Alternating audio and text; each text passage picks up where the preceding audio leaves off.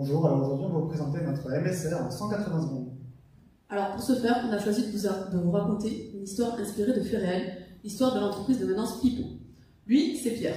Pierre, il répare des tuyaux et il aime son métier. Pierre, il aime son métier parce qu'il a su développer un savoir-faire au cours de ses années d'expérience. Lui, c'est Paul. Paul, c'est le manager de Pierre.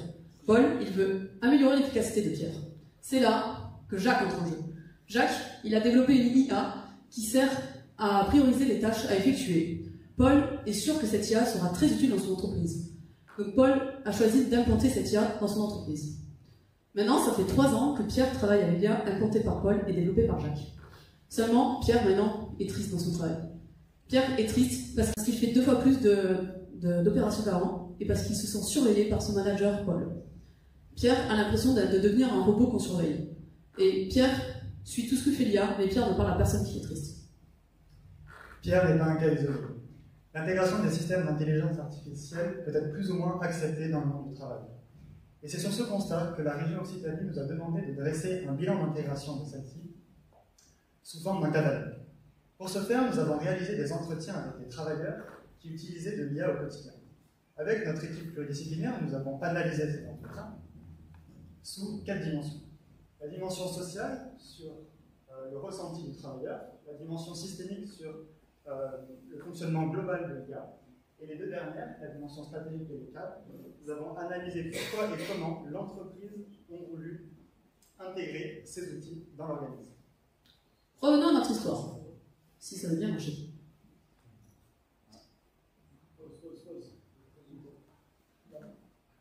Alors, au cours d'une opération de maintenance, Pierre a fait exploser un réseau de tuyauterie.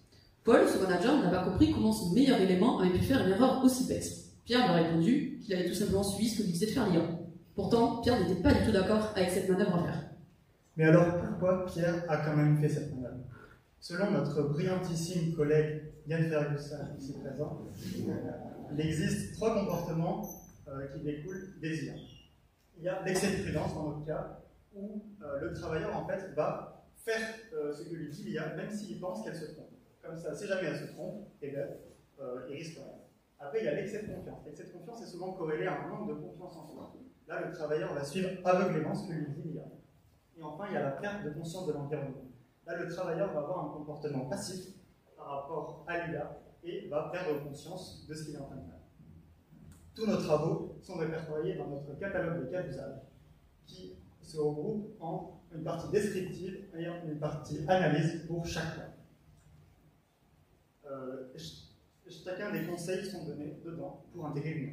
Revenons à notre histoire. Paul a lu ses recommandations et s'est aperçu que Pierre se sentait surveillé et c'est pour ça qu'il travaillait moins bien. Paul s'est aussi aperçu que Paul ne se sentait plus considéré parce qu'il n'utilisait plus ses compétences. Du coup, Paul a choisi d'enlever le côté de surveillance de l'IA.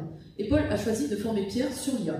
Depuis, Pierre est l'expert qui aide au développement de l'IA dans l'entreprise. Depuis, Pierre est de nouveau heureux à son travail car il se sent utile.